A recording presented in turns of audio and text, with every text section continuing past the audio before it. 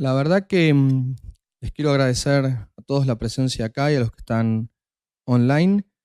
Para mí creo que hoy es un día, tiene algunas particularidades especiales y creo que venga la doctora Estela Gómez, que es la jefa de resonancia del Sanatorio Tamendi y la Clínica Santa Isabel, de investigadoras médicas y una de las editoras del libro de tomografía y resonancia de enfermedades cardiovasculares. Para nosotros es un honor, y sobre todo que venga alguien de afuera del consejo a compartir con nosotros su experiencia. Realmente yo creo que es muy valioso, no lo digo de compromiso, creo que es muy valioso que alguien que no forma parte habitualmente del consejo y que tiene una experiencia profesional acabada, venga a compartir su experiencia con nosotros, y creo que podemos tener una visión distinta de la que tenemos habitualmente los cardiólogos. Si bien en el consejo no solamente somos cardiólogos, hay médicos de diversas especialidades, incluso especialistas en diagnóstico por imágenes.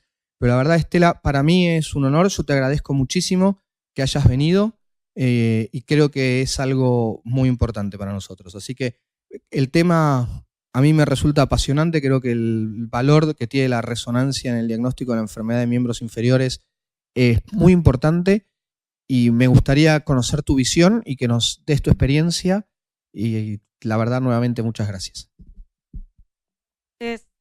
Buenas noches a todos. Hola. Está.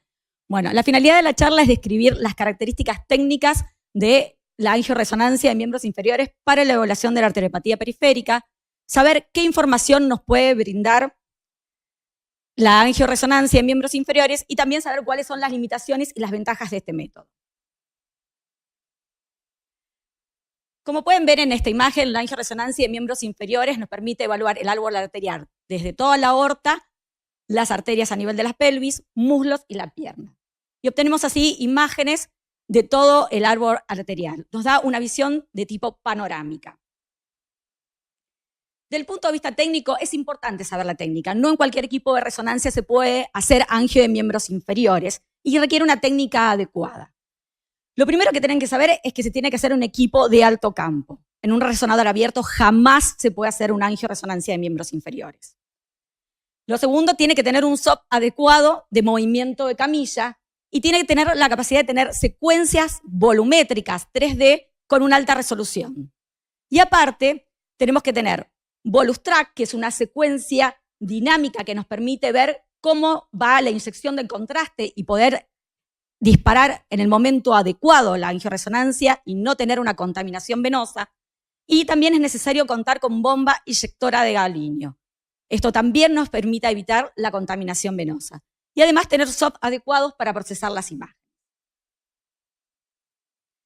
Entonces, desde el punto de vista técnico, para que ustedes tengan una idea, nosotros tenemos que hacer 3 estaciones con una sola inyección de contraste. Un único bolo nos permite obtener las 3 estaciones, que se obtienen separadas a medida que la camilla se va moviendo. La primera estación es la abdominopelviana, la segunda es el muslo y la tercera es a nivel de las piernas. Y como ustedes ven, cada estación dura aproximadamente 20 segundos. Es decir, que el estudio de inyección completa va a durar 1 minuto aproximadamente. Y después, por el sistema de SOF, obtenemos la fusión y el proceso de las imágenes. Las características técnicas, esto es importante. La resonancia evolucionó en el tiempo. Al principio, cuando hicimos las primeras angioresonancias a área montrar, no servían, no tenían definición. Y ahora sí tienen definición, ¿por qué? Porque las secuencias que utilizamos son volumétricas, utilizamos gadolinio, no sirve la angioresonancia sin contraste, no tiene sensibilidad y especificidad. Las secuencias tienen alta matriz y cortes finos. Y ahora ven esto. Las primeras angioresonancias que hicimos fueron en el año 1998. Como ustedes ven, esto no tiene definición, se observan cada estación por separado, no obteníamos fusión, pero a partir del año 2007, o sea que ya llevamos más de 11 años de experiencia, pudimos obtener esta imagen de todo el árbol arterial. ¿Cómo se adquiere? Para nosotros hacer las imágenes, primero tenemos que hacer imágenes sin contraste de la zona a estudiar. Es decir, que de las 3 estaciones obtenemos imágenes que llamamos imágenes en crudo. Las mismas imágenes después las volvemos a obtener, pero ya con el bolo de contraste en fase arterial. Después hacemos lo que llamamos sustracción. ¿Qué significa sustracción? Le restamos a la con contraste las sin contrastes y lo que se le saca es todo el entorno, quedándonos únicamente con la imagen arterial. Y posteriormente hacemos lo que se llama máxima intensidad, el proceso total del angio para obtener imágenes de tipo angiográficas. Y por último, cada una de esas estaciones las fusionamos y obtenemos la visión panorámica. Entonces, esto fue un gran avance de la angioresonancia, la fusión de las imágenes y esta visión panorámica. De cada una de las estaciones, nosotros obtenemos imágenes rotando en 360 grados, en forma independiente. Y después la fusionamos y obtenemos la visión panorámica, también la podemos hacer rotar 360 grados. La bomba inyectora. Se puede hacer la angioresonancia sin bomba, pero la bomba inyectora nos permite obtener una velocidad continua de inyección y hacer que la velocidad, como ustedes ven, no se inyecta rápido, es una velocidad muy lenta. ¿Para qué es eso? Para evitar la contaminación venosa. Nosotros empezamos en la inyección y obtenemos la primera estación, abdómina pelviana, después la segunda y por último las piernas. Si la inyección sería rápida, tenemos contaminación al nivel de la pierna y entonces el estudio no nos va a servir. O sea, técnicamente es importante un tipo de velocidad continua para evitar la contaminación venosa. El Bolus Track es lo mismo, es una secuencia donde se dispara al momento que comienza la inyección y vemos cómo el contraste va entrando y cuando llega a las arterias ilíacas, recién disparamos las secuencias de angioresonancia. El contraste que utilizamos, todos saben, es gadolinio, no se usa yodo en la angioresonancia y en el último tiempo incluso se cambiaron los gadolinios. Esto es importante para ustedes saber porque todo el mundo que no está en imágenes tiene miedo al síndrome nefrogénico, a la fibrosis nefrogénica. Se dejaron de usar los gadolinios lineales, que eran que estaban relacionados con esa supuesta toxicidad, aunque no son tantos los casos que hay, y se pasaron a gadolinios cíclicos, y en nuestro país ya casi todos los gadolinios son cíclicos y no hay lineales. ¿Qué contraindicaciones tiene? Tiene exactamente las mismas contraindicaciones que cualquier resonancia. Pero las contraindicaciones de la resonancia pasaron a ser relativas ahora, porque ustedes saben bien que hay marcapasos que son compatibles ya.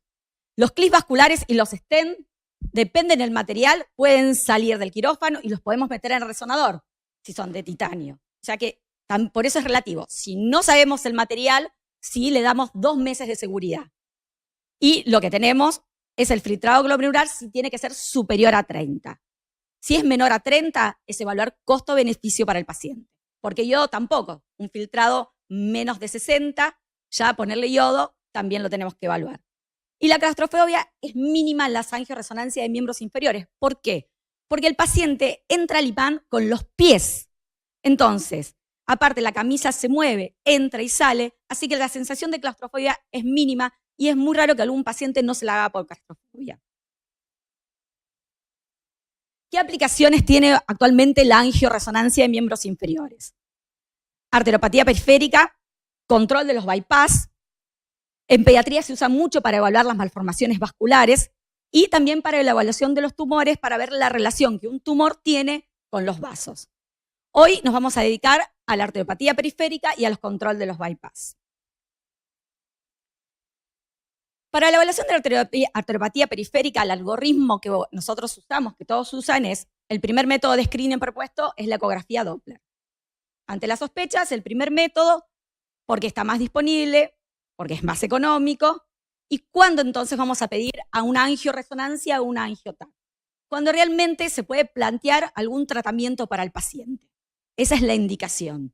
Y la angiografía digital está quedando relegada para terapéutica también. Y eso no lo digo yo solo, sino en la última guía europea de cardiología, en consenso con los cirujanos vasculares, dijeron que está indicada la ecografía Doppler como método de imagen de primera línea para confirmar las lesiones de una arteriopatía periférica con una clase 1, o sea que está altamente recomendable. Y está indicada la angiotomografía o la angioresonancia para caracterización anatómica de las lesiones y para guiar la estrategia para optimizar la revascularización. Esto es reciente y es lo que nosotros ya hace unos años venimos pensando que es así, pero bueno, ahora la literatura lo avala. La arteriopatía periférica, ¿qué es? Es la isquemia arterial crónica de los miembros inferiores. Es decir, se caracteriza por una disminución, ausencia del flujo sanguíneo en los miembros inferiores por una enfermedad arterial obstructiva crónica. La etiología más importante, sin duda, es la enfermedad aterosclerótica, pero también puede ser causa de una trombogeitis obliterante o una disección. ¿Cómo la clasificamos? Puede ser una enfermedad oclusiva aorto-bifemoral o una enfermedad oclusiva infrainguinal. Clínicamente, ¿qué provoca? El paciente se nos presenta con claudicación intermitente, dolor en reposo y puede tener lesiones tróficas. Todos ustedes conocen la clasificación de Fontaine en 4 grados. El paciente clase 1 es asintomático, el 2 tiene claudicación intermitente, el 3 dolor en reposo y el 4 lesiones tróficas. Entonces, para el diagnóstico de la arteriopatía periférica, primero, sin duda, es la semiología, la ecografía Doppler, y si realmente el paciente es para considerar para un tratamiento, ya sea endovascular o tratamiento quirúrgico, se puede pensar hacer la angioresonancia o la angiotac. Yo no hablo de angiotac, pero la angioresonancia y la angiotac, los dos métodos tienen excelente sensibilidad y especificidad. Tipos de lesiones que podemos observar: estenosis, oclusión y aneurismas. ¿Y qué tenemos que, nosotros le tenemos que informar al cirujano? Localizar la lesión, saber en qué arteria está, dar un punto de referencia, a eso nos referimos. Si está, por ejemplo, en la femoral superficial, decirle cuánto próximo del origen puede estar, medirla tanto en longitud como el grado de estenosis que tiene, y es sumamente importante informarle cómo están los vasos proximales o distales a la lesión. La estenosis oclusión, entonces nosotros vamos a informarle la localización, la arteria, darle el punto de referencia, la longitud y la severidad que tiene, y también tenemos que informarle, como ya dijimos, los vasos proximales y distales. Para la estenosis nosotros lo cuantificamos a través del NACSET. Y también debemos informar si es única o múltiple, corta o larga. El punto de referencia son 3 centímetros. Los aneurismas tenemos que localizarlo en qué arteria está, si tiene trombos o no, y hacer las mediciones de su tamaño y ponerle referencia de distancia a otras arterias. Entonces ahora vamos a ver imágenes. Acá ya en una primera visión vemos que este paciente en la angioresonancia tiene patología a nivel abdominal y a nivel de la región pelviana y también en el sector distal del muslo izquierdo. En la imagen ampliada podemos ver claramente que tiene una estenosis significativa de la arteria renal izquierda, derecha, una dilatación aneurismática de la aorta abdominal, una oclusión de la arteria ilíaca primitiva izquierda que se continúa hacia la ilíaca externa y hay señal a nivel de la femoral común. A nivel del muslo vemos otra oclusión a nivel distal en la unión entre la femoral superficial y la arteria poplitea con desarrollo de circulación colateral. Vemos que el sector distal de la poplitea tiene señal respetada. Y a nivel de la pierna vemos que todas las arterias, las 3 arterias de las piernas tienen señal respetada. Es decir, que este paciente tiene buenos lechos distales. A veces usamos secuencias complementarias, porque lo único que vemos ahí es el árbol arterial. Entonces, ¿para qué usamos secuencias complementarias? Para poder ver, por ejemplo, los aneurismas, los trombos asociados al aneurisma. Esto es secuencia, vemos la pared del aneurisma, el trombo y la luz. Esto es una secuencia sin contraste y esto es con contraste, donde también se ve el trombo negro y la luz llena del contraste blanca. Entonces, ¿qué ventajas tiene el sobre la angiografía digital, la angioresonancia? Es un método no invasivo, usa gadolinio, no usa iodo, no utiliza radiación, es sin internación, es un método relativamente rápido y es generalmente bien tolerado por el paciente. Tiene una buena resolución, menor a 1 milímetro, tiene imágenes en 360 grados de rotación y tiene la visión panorámica de todo el árbol arterial. Los diferentes trabajos ya del año 2005, estamos hablando, que para estenosis menores del 50%, la relación entre la angioresonancia y la angiografía digital tiene una relación de sensibilidad y especificidad del 70 al 90%. Pero para estenosis superiores al 50%, la sensibilidad y especificidad son superiores al 90%. ¿Qué limitaciones tiene? La angioresonancia no es el método para evaluar un stent. Si el paciente tiene stent, el método ideal para evaluarlo es la angiotomo. Lo que sí se puede evaluar con la angioreso es los vasos proximales y distales, pero dentro del stent no se puede evaluar porque el stent es de metal y todo lo que es metálico en resonancia provoca artificios. Y tampoco visualizan calcio, pero es una limitación también relativa porque la estenosis la ve clara y a veces cuando hay exceso de calcio, la angiotomografía tiene el problema que tampoco puede cuantificar bien. Y ahora vamos a ver un ejemplo de correlación de angioresonancia con angiografía digital. Este es un paciente de sexo masculino, 65 años, diabético tipo 2, hipertenso, exfumador severo, claudica menos de 50 metros, tiene disminución de la temperatura de las piernas y, según la clasificación de Fontaine, es un 2B. Se le hizo una angioresonancia de miembros inferiores, en donde nosotros claramente vemos que este paciente tiene patología a nivel de la pelvis, a nivel de ambos muslos, pero ya de primera vista podemos ver que tiene muy buenos lechos distales este paciente. Entonces ahora vamos a ir viendo cada una de las regiones la comparación, la angiografía digital con la angioresonancia. Podemos ver claramente acá una estenosis significativa en el origen de la arteria ilíaca primitiva del lado derecho, una oclusión de la ilíaca externa derecha, ustedes ven claramente la imagen acá y la imagen acá, son iguales.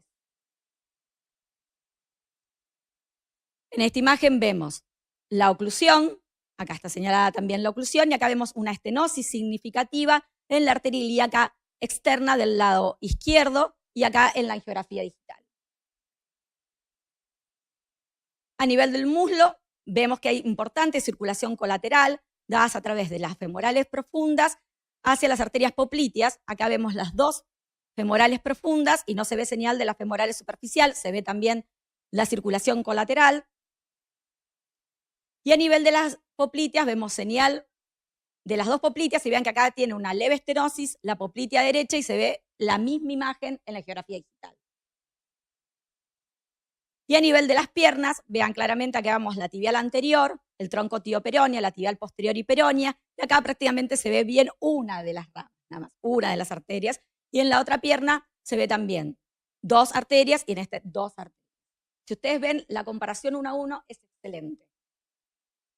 El caso número 2 es un paciente que también en la primera visión nosotros vemos que tiene patología a nivel abdominal, en donde se ve señal en la aorta suprarrenal, señal en las arterias renales, gran desarrollo de la mesentérica superior y mesentérica inferior, señal a nivel de las femorales comunes y buenos lechos distales. Una foto ampliada, se ve claramente que está ocluida la aorta abdominal infrarrenal y las arterias ilíacas primitivas. Esto se conoce como síndrome de Lerich, que es la obstrucción de la aorta abdominal infrarrenal, donde el paciente presenta pulsos femorales ausentes o disminuidos, tiene claudicación intermitente y impotencia funcional. Y ahora hacemos también un caso con correlación 1 a 1 entre la angiografía digital y la angioresonancia, y este paciente tiene comprobación quirúrgica.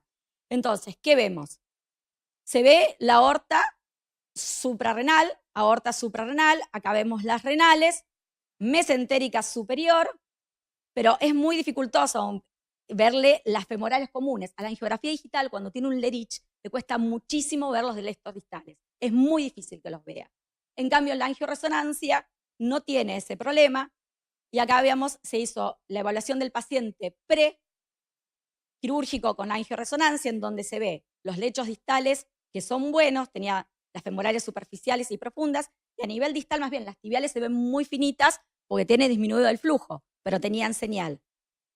La cirugía se le puso una prótesis aorto bifemoral, una prótesis bifurcada, y esta es la comprobación del estado del paciente luego de la cirugía, en donde se ve con señal respetada las femorales superficiales, las profundas y todas las arterias de la pierna.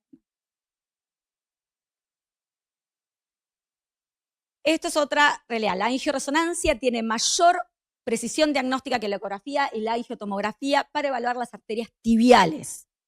Y esto también salió en el Consenso Europeo del año 2017.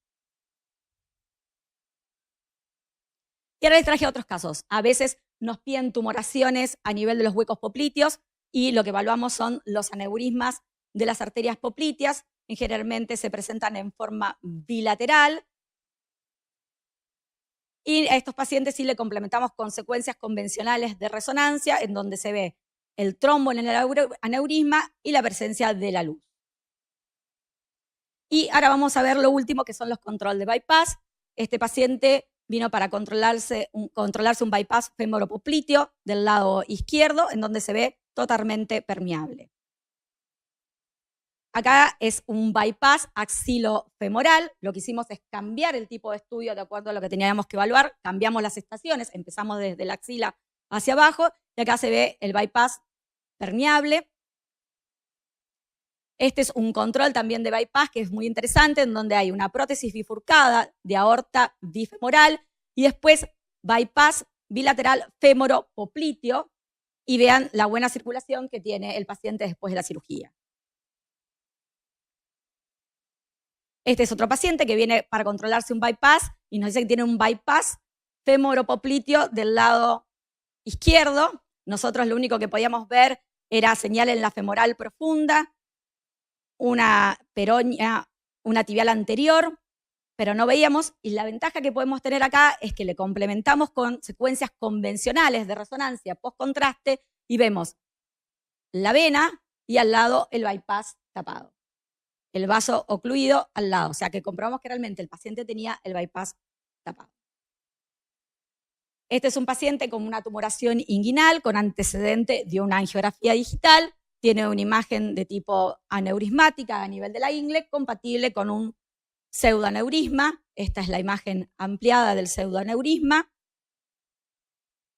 El pseudoaneurisma, que es un hematoma cavitado pararterial, se produce por una solución de continuidad en la arteria, con extravasación de sangre, se forma el hematoma y luego se cavita. Lo que se hace también en estos casos, complementamos con secuencias convencionales en donde se ve claramente el pseudoaneurisma lleno de trombos, y esta es la luz y la comunicación con la arteria. Como conclusión, ¿qué podemos decir? Que la angioresonancia es un método que tiene alta sensibilidad y especificidad para la evaluación de la arteriopatía periférica, permite una adecuada evaluación de los lechos distales, no es un método invasivo, no requiere internación y no usa yodo. Muy bueno. Muchas gracias, Estela. Estábamos viendo ahí mucha gente conectada online, la verdad que un placer. Así que me gustaría saber si hay alguna pregunta o comentario en el auditorio o la gente que está online. Bueno, muy buena la charla. Uno, evaluando por ahí todos los métodos, yo tengo dos cosas de esta técnica. Primero, por lo que veo en la práctica, es muy tecnología dependiente. Y muy lugar dependiente. Yo pido resonancias y no hay mucha gente formada. Lo mismo me pasa con la carótida. Informan cualquier cosa. Incluso uno ve que el equipo no es lo mismo, la técnica no es lo mismo. Me parece que eso es un mensaje, que no toda resonancia es igual, o angioresonancia es igual. Y el otro tema es, poco me queda la medición de la estenosis, ¿no? Que es me parece que lo que más utilizamos para tomar la conducta. Me preguntaba si está bien usar el NACET, que es un método angiográfico, en un método, una angiografía digital, en un método de angioresonancia.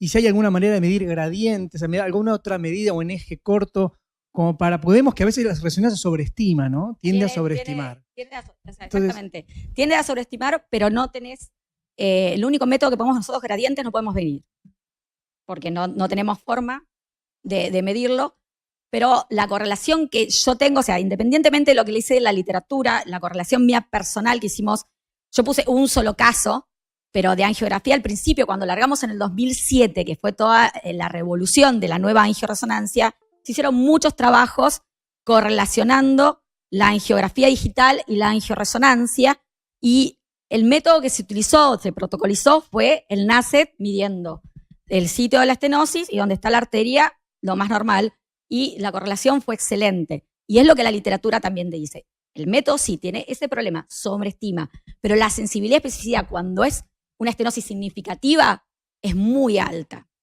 Y lo que dijiste primero es verdad. Por eso remarqué, el equipo es fundamental por un lado, pero quien lo hace también. Pero eso es como en todo, quien lo hace tiene que saber lo que tiene que buscar y tiene que saber cómo técnicamente. Por eso yo les digo, sin contraste, el que le vende angioresonancia sin contraste de carótida o de miembros inferiores, no. O sea, no es que lo digo yo, lo dicen todas las publicaciones, un método pasa a tener 40, 50 de sensibilidad y especificidad, cuando le pones contraste subís al 90 o superior. ¿Es hacer las cosas bien o hacer las cosas mal? Fernando, vos tenés mucha experiencia con eco y ves muchos pacientes. ¿Cuál es tu experiencia con la angioresonancia y la carótida? O sea, estudios de eco que hayas hecho vos y lesiones en la carótida.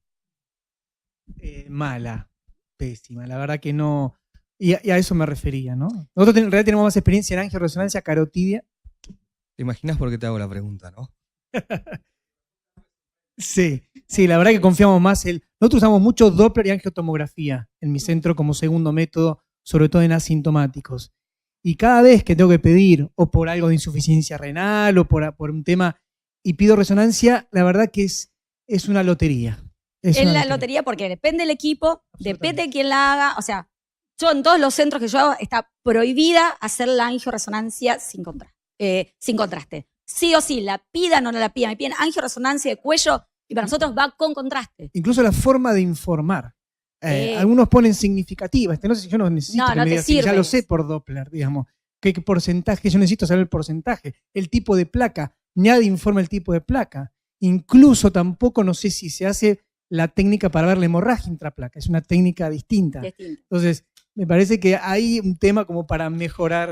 Es un tema, como vos decís, depende. Bueno, es lo mismo. La ecografía también depende de a quién va.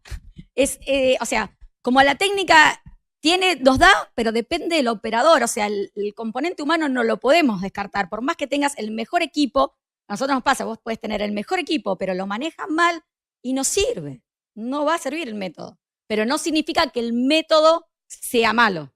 Al contrario, desde el 2007, empezó en Argentina, o sea, yo puse 2007 porque mi experiencia, yo empecé en el 2007 con las buenas. En el año 98 tenía esas que no servían para nada. Hasta ahora, la literatura incluso, vos ves, va avanzando, que cada vez la angioresonancia va ocupando más lugar. Pero eso es, en los sistemas de imágenes es todo. Yo siempre a mis residentes le hago una comparación de los métodos de imágenes. En la misma época se introdujo la colangioresonancia, todo de la misma época. Se introdujo la angiografía y se introdujo el colon virtual. La colangioresonancia, los gastroenterólogos la aceptaron y es un método que sirve. La angioresonancia, como método, no lo puedes discutir. Es operador como la eco, vamos a decir, tiene un operador dependiente, pero el método es bueno, bien utilizado, es bueno. Pero el colon virtual, todos te lo vamos a discutir. O sea, son dos cosas diferentes. Si el método no, sí, que el de operador vale. Igual en eso estamos igual que la eco. No es mentira. Yo coincido un poco con lo que dice Fer. La sensación es que un nicho muy chiquito de angioresonancia para la utilidad. Me parece que la utilidad mayor va a ser a nivel ilíaco, me parece, donde el ecodoppler baja la sensibilidad, depende mucho del paciente, depende mucho del operador. Así es. Si el eco es operador dependiente, en ilíaco es recontra operador dependiente. En el resto, y esto es una opinión personal, no hay ningún lugar. Infrapatelar me parece que no tiene lugar la resonancia. Y a nivel femoral es tan bueno el eco que me parece que no, es muy difícil tener un Lo que vos ahí le das es, yo te pregunto si un cirujano te va a ir a operar solamente con una ecografía. Sí. El problema es que el cirujano después de angioplastía y te hace de vuelta una arteriografía sobre la angioresonancia. Entonces no nos tenemos que guiar por lo que hacen o no hacen. No, yo te digo la experiencia que tengo en los cirujanos. Yo lo he presentado en lugares quirúrgicos, porque la única forma de tener experiencia es con eso. La confiabilidad del método de la angioresonancia en miembros inferiores y para vasos, como decía, al contrario, desde acá para abajo, es mucho más sensible que la tomo.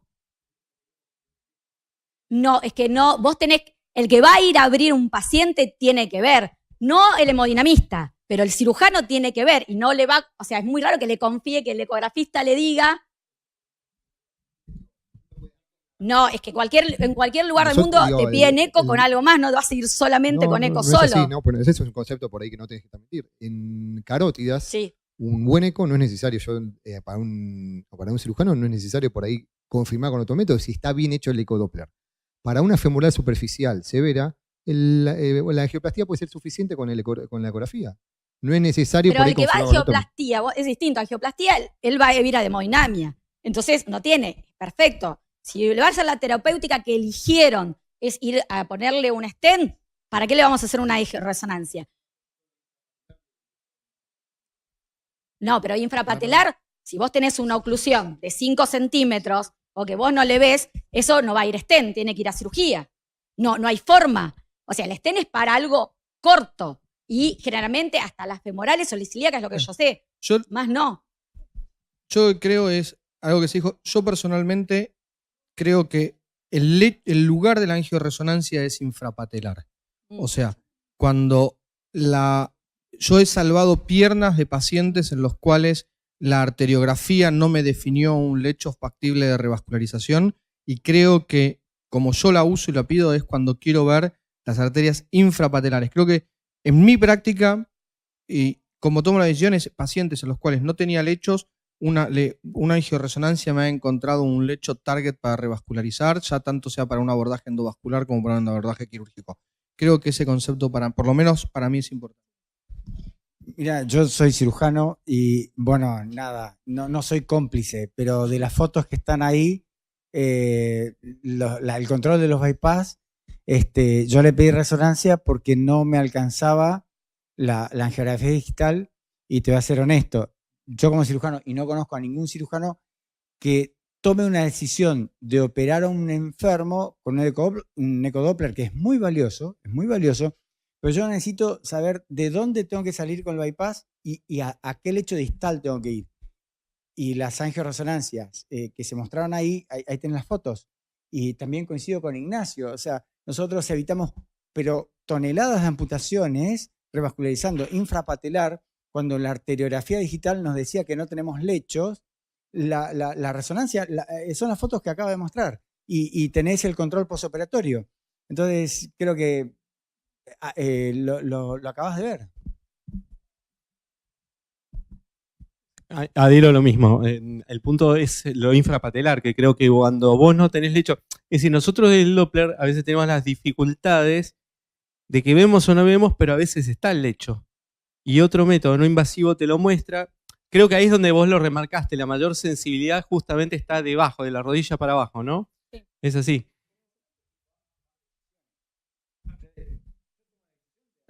Un bypass tibial anterior o peroneo o fémoro popliteo o aorto femoral, como se mostró ahí, te mostraba claramente, la arteriografía digital no me mostraba los lechos distales y con la resonancia los pude ver, entonces yo digo, el bypass lo hago de acá a acá. Tenemos una consulta online del doctor Pablo Bertón que pregunta si con clearance menor de 30 mililitros debo temer a la fibrosis nefrogénica sistémica. Mira, lo que nosotros hacemos en cualquier paciente que vamos a poner gadolinio, si tiene menos de 30, evaluamos costo-beneficio. Si el paciente necesita sí o sí el estudio, sea esto o cualquier estudio de resonancia, lo que hacemos, se hidrata, se controla y se pone el contraste. Más ahora que, como dije, esto lo recalqué, no es para hablar, pero se cambiaron los contrastes. En Argentina también se cambiaron porque la Unión Europea prohibió los gadolinios lineales. Por lo tanto, la Argentina, que importaba de Europa, dejó de tener gadolinios lineales y empieza a tener todos gadolinios cíclicos. Y los gadolinios cíclicos está comprobado que tienen menor riesgo a padecer el síndrome nefrogénico. Yo te quiero preguntar muy breve, al doctor Belcastro. Vos, cuando tenés que tomar una decisión en un paciente con insuficiencia renal, o sea, vos estás frente a un paciente en el cual te estás planeando la revascularización y el paciente tiene insuficiencia renal. ¿Qué haces? Qué pregunta. A ver, primero si es isquemia crítica con claudicación, ¿no? O sea, el claudicante uno trata de seguir con tratamiento médico y tratar de no invadirlo. La isquemia crítica, que es otro paciente que realmente va de la mano, ¿no? Isquemia crítica con insuficiencia renal. Y la verdad yo le hago un buen Doppler y le hago un estudio de angiografía digital para definir mejor el... Yo coincido, hago lo mismo. Yo le hago el Doppler y mi duda últimamente en pacientes con isquemia crítica no es cuando el paciente tiene mucha patología. Cuando el paciente tiene mucha patología directamente y si clínicamente tiene indicación de revascularización, le pido el estudio angiográfico y trato de definirlo ahí, ya con el estudio angiográfico. Mi duda es, en isquemia crítica, cuando nosotros en el hospital tenemos muchos pacientes trasplantados, cuando no le veo lesiones que se justifiquen, o sea, lesiones que me impresionen hemodinámicamente significativas en el Doppler. Es decir, cuando yo a veces me pasa que me quedo con duda de decir, che, no le vi nada. O sea, no le vi nada severo. Y el paciente tiene lesión trófica y, digo, me queda duda de que no tendrá nada que no puedo revascularizar. Bueno, la verdad es que en muchos casos a veces prefiero directamente tirarle un poquito de contraste y se puede revascularizarlo fácil en el mismo momento y no repetir estudios no invasivos, ¿no? Porque si no, en pacientes con falla renal terminamos repitiendo un montón de estudios no invasivos, pero eso es simplemente una opinión personal. Quería saber, Fernando, qué pensabas, pero yo voy un poco por ese sentido. ¿Hay alguna otra pregunta? Espera. No, quería saber cuánto dura el estudio y qué porcentaje por claustrofobia que no se puede hacer. Digamos. Y por claustrofobia te digo, si tenés, yo creo que había tenido 1 o 2 pacientes, porque el problema es que no va la cabeza adentro, entra con los pies y en la última etapa, cuando se lo mete para la última parte del estudio, le puede quedar la cabeza en el límite, pero no entra, no es como un cerebro. Es importante, porque el concepto es claustrofobia no. No, pero como lo tenés como es, tenemos que mover la camilla, lo ponemos, los pies es lo primero que entra, y va a quedar en el borde, y aparte como entra y sale, tiene que ser, hay pacientes de todo, hay pacientes que sí, que son, pero normalmente no es el problema la castra. Yo lo puse porque siempre tienen la idea esa, pero realmente para este estudio no es. ¿Cuánto dura 20 minutos a media hora. Estela, muchísimas gracias. Estamos un poquito ajustados con el tiempo. Así que muchísimas gracias. La verdad que muy bueno. Y para mí es un placer invitarla a la doctora Sandra Barrangú. Todos la conocen. Sandra tiene una muy amplia experiencia en estudios vasculares no invasivos y hoy nos va a presentar un caso clínico que, Sandra, te agradezco muchísimo. Gracias, tu Ignacio. presentación. Voy a presentar una paciente que estudié hace más o menos mes y medio, de 50 años, que le solicitan un Doppler renal por registros aislados de hipertensión. Le pidieron un mapeo y un Doppler de arterias renales. No tenía ningún factor de significancia, no tomaba ninguna medicación habitual, con excepción que esporádicamente tomaba algún inhibidor de la bomba de protones o algún antiespasmódico. Doppler renal, obviamente lo primero que hago es valorar aorta abdominal y ya en la primera valoración yo siempre evalúo todos los troncos.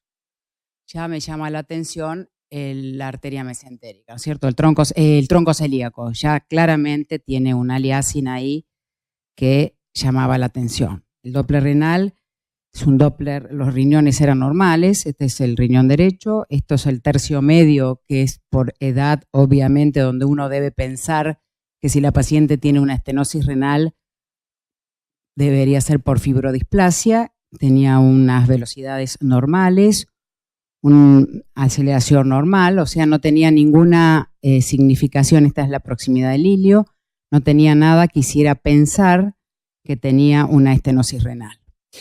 El riñón izquierdo es lo mismo, tiene una señal normal tanto a nivel del tercio medio como en toda la arteria renal. Esto es riñón izquierdo. Como conclusión, la paciente no tenía estenosis renovascular. Veamos, esta es la arteria renal, el ostium de la arteria renal derecha. y toda la arteria renal. Esta es la arteria renal izquierda, ahí, para demostrar que no tenía estenosis renal. Y ahora les voy a mostrar la arteria mesentérica superior y ahí está, la arteria mesentérica superior y al lado el tronco celíaco. Lo primero que me llamó la atención de esto es la variabilidad respiratoria que tenía. Claramente esto aumenta el aliasing en la expiración y disminuía en la inspiración. Esto es el primer hecho objetivo que tuve cuando vi a la paciente. Acá vamos a tener, pues ya después, una vez que obviamente vi que no tenía estenosis renovascular, ya me llamó la atención el tronco celíaco, ¿no? Ven que aumenta con los movimientos respiratorios, el tronco celíaco se adelgaza y aumenta claramente las velocidades. Esto no hay mucha patología que lo pueda dar. Yo la verdad que había visto uno solo en mi vida, este es el segundo. Acá tenemos la velocidad, fíjense que alcanza más de 6 metros por segundo, la velocidad de tronco celíaco, con lo cual claramente si hacemos la relación con el resto de las arterias ostiales, claramente esto es una estenosis severa. No había duda. Esto es más o menos, la basal tenía 3,5 metros, en la inspiración tiene 2,5 metros de velocidad. Esto es en inspiración, 2,5 metros. Esto en la expiración, 6,5 metros. Esto es característico y es diagnóstico. Yo con esto ya hice el diagnóstico de lo que tiene la paciente, pero bueno, ahora vamos a hacer una disquisición diagnóstica de esto. Pero esto solamente una patología o algo, después discutamos, pero esto es, a mí me hizo pensar en una sola cosa. Fíjense, en la expiración alcanza 7,5 metros de velocidad, cuando en la inspiración tenía 2,5 metros. La arteria mesentérica superior es normal. Esto es otro video que muestra siempre lo mismo. Entonces, vamos a ir un poquito más a la... esto es como yo medí el tronco celíaco. A mí me pareció que estaba dentro de rangos normales, después no coincidió con el 8,5 milímetros, yo no le medía más al tronco celíaco, pero bueno, entonces este fue mi diagnóstico. Yo le puse que la paciente no tenía estenosis renovascular y le puse que tenía una estenosis del tronco celíaco por compresión del ligamento arcuato medial. Eso es lo que le puse, y le puse que no me impresionara que fuera por fibrodisplasia. Este fue y por supuesto que lo estudiaran con otro método diagnóstico. Entonces, volvamos a nuestra paciente. ¿Qué tiene? Pensémoslo. Yo la verdad que en el momento, esto es una paciente que entró con una presunción diagnóstica y en el momento, en 15 segundos, tuve que empezar a pensar en otras cosas. ¿Qué tenía la paciente? Era una paciente entonces de 50 años, femenina, delgada. Digo delgada, después si quieren les aclaro por qué lo digo, porque los síndromes compresivos abdominales son esencialmente los fenotipos delgados, con registros aislados de hipertensión arterial, y cuando yo la reinterrogo tenía años de dolor abdominal y distensión postprandial. Eso es un hecho a tener en cuenta. Entonces lo que yo presumí que la paciente tenía era un síndrome intestinal crónico, y pongo esta diapositiva porque me parece que más allá de los síntomas y signos secundarios que tenía la paciente, probablemente a isquemia del tracto gastrointestinal, porque cada vez uno cuando analiza más a un paciente desde el punto de vista abdominal tiene que tener en cuenta que está todo interrelacionado. Y si el tronco celíaco está con obstrucciones, va a generar dos fenómenos esenciales. La primera es la de circulación colateral del resto de las arterias, que muchas veces se tornan aneurismáticas, la arteria esplénica o la arteria gástrica se pueden tornar aneurismáticas. Y la segunda es que esa misma obstrucción del tronco celíaco puede generar claramente fenómenos de robo por las arterias, por la circulación colateral. Entonces yo dije que la paciente para mí tenía una estenosis del ligamento arcuato medial. Es necesario que sepan que esta es una patología absolutamente subdiagnosticada, es más o menos como el síndrome de congestión pelviana, se subdiagnostica porque cualquier dolor abdominal no se piensa en el arcuato, inclusive en las autopsias uno ve que los pacientes tienen hasta un 20% en las necropsias de estenosis del tronco celíaco, y donde se empezó a ver más es en los pacientes que le embolizan por tumores las arterias renales, se ven estenosis asintomáticas del tronco celíaco. La otra opción que la paciente podía tener era una fibrodisplasia, y la tercera, en última instancia, una arteriosclerosis. Arteriosclerosis, digo, ¿por qué no? Porque no era una paciente que tenía factores de riesgo y no tenía ningún tipo de manifestación aterosclerótica en ningún otro territorio. La aorta la miré, le miré la carótida, le miré las arterias ilíacas, no tenía. Entonces esta la descarté. Fibrodisplasia, sí. ¿Por qué? Era una paciente joven, de sexo femenino, no tenía lesiones en las arterias renales, en las carótidas ni en las ilíacas, que son las más afectadas por la fibrodisplasia, y esencialmente porque el flujo Doppler aumentaba claramente, como les mostré, tenía grandes oscilaciones respiratorias. Esto no es para la fibrodisplasia. ¿Hay fibrodisplasia del tronco celíaco? Hay un caso reportado, que acá lo busqué, de los portugueses, de una paciente que tenía, fíjense, 27 años de edad, tenía antecedentes de dolor abdominal crónico con pérdida de peso, o sea que la fibrodisplasia del tronco celíaco existe como primera medida, o sea que esta paciente bien podía tenerla también. El diagnóstico era ligamento arcuato, fibrodisplasia. Yo digo que es una estenosis del ligamento arcuato. Ustedes saben que las cruras diafragmáticas, que son aquellos pilares que se unen a los cuerpos vertebrales, habitualmente a la derecha están a la altura de entre L1 y L3 y a la izquierda entre L1 y L2. El ligamento arcuato es este, une a las cruras y más o menos está a la altura de L1 L2 a nivel del diafragma, de manera tal que si el ligamento arcuato desciende o el tronco celíaco se modifica en cuanto a la emergencia de la cara anterior de la aorta, que más o menos lo hacen entre la última dorsal y la primera lumbar, claramente el ligamento arcuato va a comprimir, va a ser una compresión extrínseca del tronco celíaco. Y acá está lo que les mostré yo, fíjense, miren. En la expiración, que es cuando más se manifiesta, el ligamento comprime y actúa como un martillo sobre el tronco celíaco y el plexo. Y en la expiración, como se aleja el eje celíaco, va a actuar como un yunque. Claramente disminuye la compresión extrínseca. Esto es lo característico de esta patología. Aumenta en la expiración y disminuye en la inspiración. Esto lo hace diagnóstico. Entonces, clínicamente, ¿cómo se va a manifestar? Clínicamente se manifiesta, los pocos casos reportados que hay, porque esto sería un caso de reporte, por un dolor abdominal crónico postprandial, con diarrea, náuseas, vómitos y pérdida de peso. Más o menos es prevalentemente femenina, 4:1. Esto es un estudio, un reporte de la Clínica Mayo de 36 pacientes con síndrome del ligamento arcuato medial. Fíjense que el 95% tenían dolor abdominal, postprandial el 80%, pérdida de peso, náuseas y vómitos, etcétera, más o menos un 50%. El hallazgo clínico, la clínica es, la verdad, que bastante inespecífica, puede tener un 30% de los pacientes soplos epigástricos que van a aumentar con la expiración. Lo que pasa es que eso hay que saberlo porque si no uno ni lo tiene en cuenta. ¿Cómo lo vamos a diagnosticar? Fíjense, por eso dije que es muy parecido al síndrome de congestión pelviana. Es un síndrome de dolor abdominal. Entonces le piden lo que sea. Empiezan con ecografía, empiezan con endoscopía.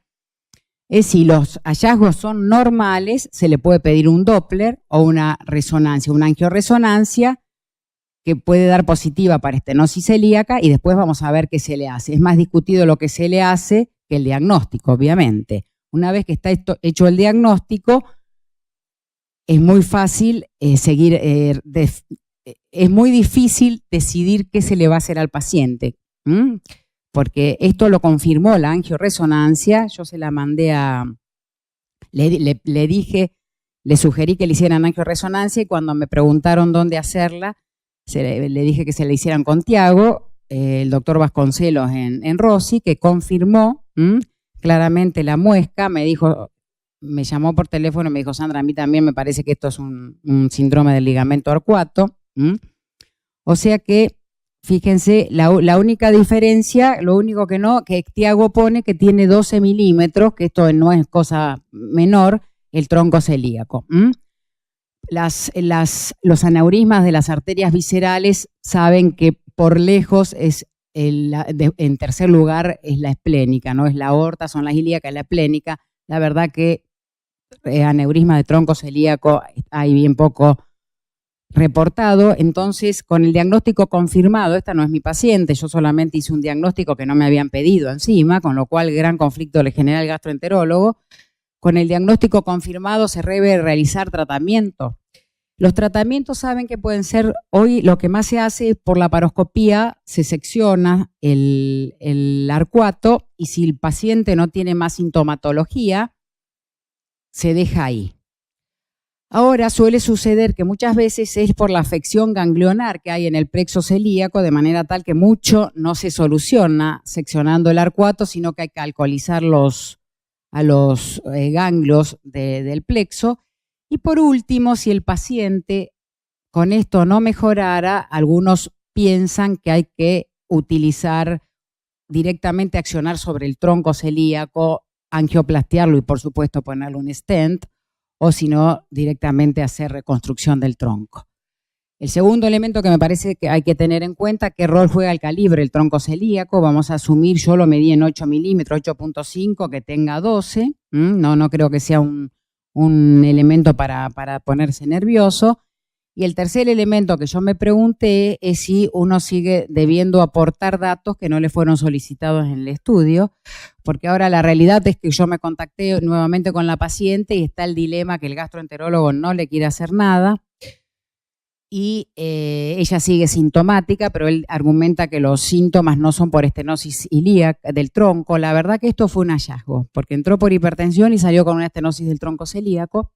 Pero bueno, yo me parece que para pensarlo, para tenerlo en cuenta, porque esto es una cosa que, yo insisto, no es una cosa que se vea muy frecuentemente, pero bueno, es característica. El Doppler hizo el diagnóstico y lo hizo el diagnóstico, el Doppler ya viendo la señal color, que eso es lo bueno de este método. Gracias.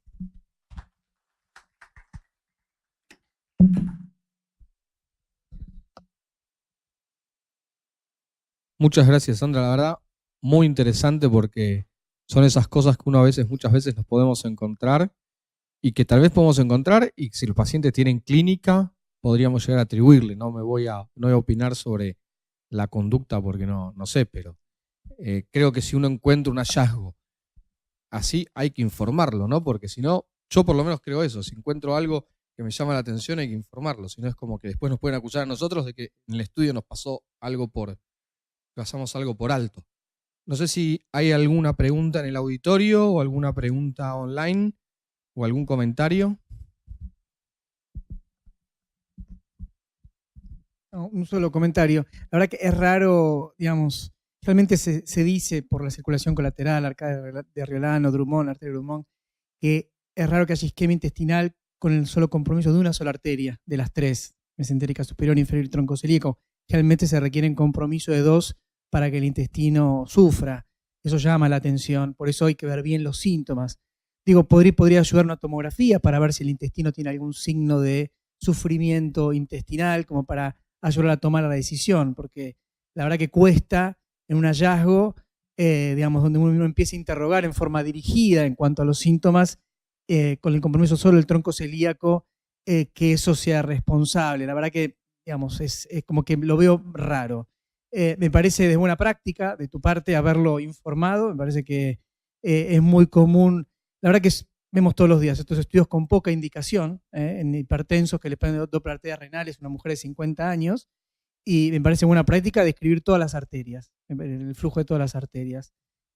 Así que, en mi impresión, me parece que me cuesta creer que la compresión por ligamento arcuato genere isquemia intestinal con solo compromiso del tronco celíaco. Y con respecto al diámetro, la verdad que uno usa en promedio 20 milímetros como diámetro para tomar alguna decisión en arterias esplácnicas.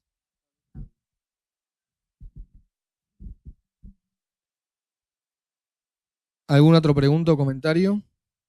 Bueno, muchísimas gracias, doctora Barrangú. Muchísimas gracias, doctora Gómez. Ha sido un placer.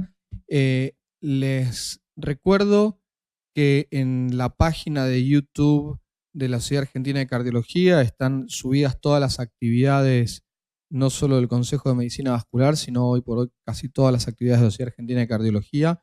Así que quien quiera poder volver a consultarlas o refrescar estos temas, los puede hacer en YouTube. Y los esperamos el segundo jueves de diciembre para nuestro último Ateneo del año. Muchas gracias.